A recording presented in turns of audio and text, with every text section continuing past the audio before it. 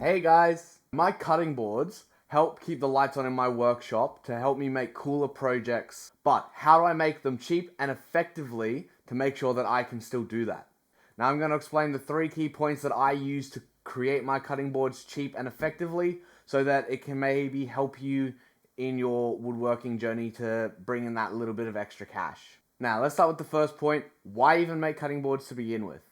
Well, usually they are pretty easy to make.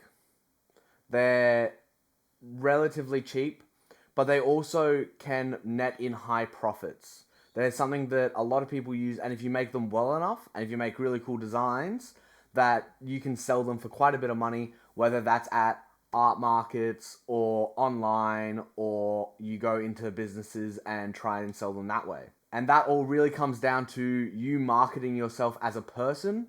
So when you are doing these types of selling tactics, you need to really be sure that you know how you're doing it, how good your product is, because of course if you have a good product, you are going to sell it well. But it also comes down to you being able to make those high profits to be able to keep your lights on.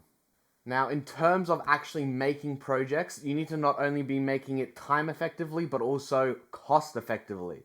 So, everyone knows money makes the world go round and everyone wants to be making quite a bit of money. But how do you do that with cutting boards and make it cost effective?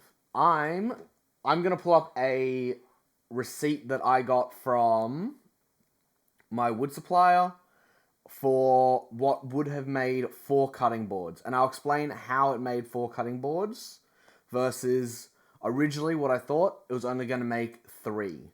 So the main cutting boards I make are black butt cutting boards. They are 450 by 250 by 38 mil. I bought 3.1 meters of it. It cost me $198.46. Now, if I break that down into 3 cutting boards, now if I made 3 cutting boards with that, it turns into $66 per cutting board for just the timber itself. That doesn't include finish, sanding materials, power, the toolware itself.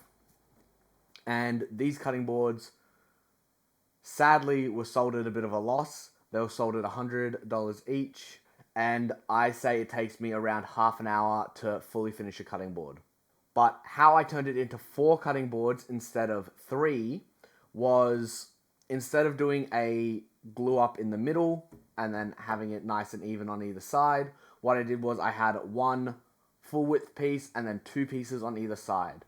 Now, of course, that leads to some other issues like potential for failure if they put it in the dishwasher or the glue just for some reason gives way. But it allows me to make a whole extra cutting board, which, if I go back, 198.64 divided by 4, brings my material cost to 49.66, which, I don't know about you, but saving an extra $15 and being able to make another $100 on another cutting board is well worth it.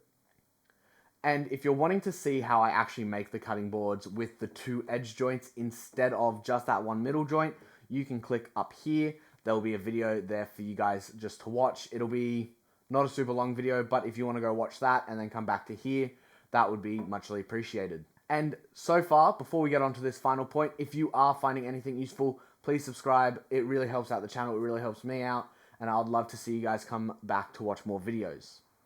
But moving on to that final point, making sure that you actually have the right tools for the job is something that's so important for all the makers that make anything worthwhile. Because this then also kind of leads back into being time effective. If you're using the wrong tools to be batch processing and wholesale making these boards, and you're hand planing and using a handsaw to cut all these, that's definitely not the most time effective, and you're also wearing out your body quicker. So investing in some tools, now I'm not saying if you don't have the tools that I have to make these that it's not worth making and you can't do it. I'm saying if you don't have these tools, invest in, say, a circular saw, an electric plane, an orbital sander. If you are not making cutting boards with an orbital sander, you are doing something wrong. Please buy an orbital sander. Even if they're a little bit cheaper, they're so worth it. Like, you can make jigs with circular saws and stuff. Personally, the tools that I use to fully make a board is my thickness and jointer combo, an orbital sander, a router, and a table saw.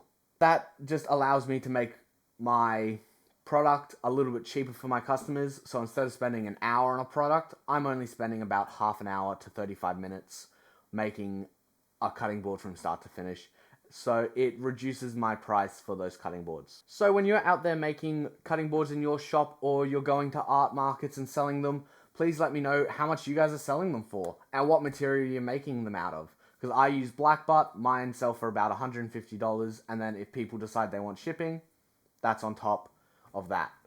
But anyway, guys, I hope you enjoyed. I'll catch you in the next one.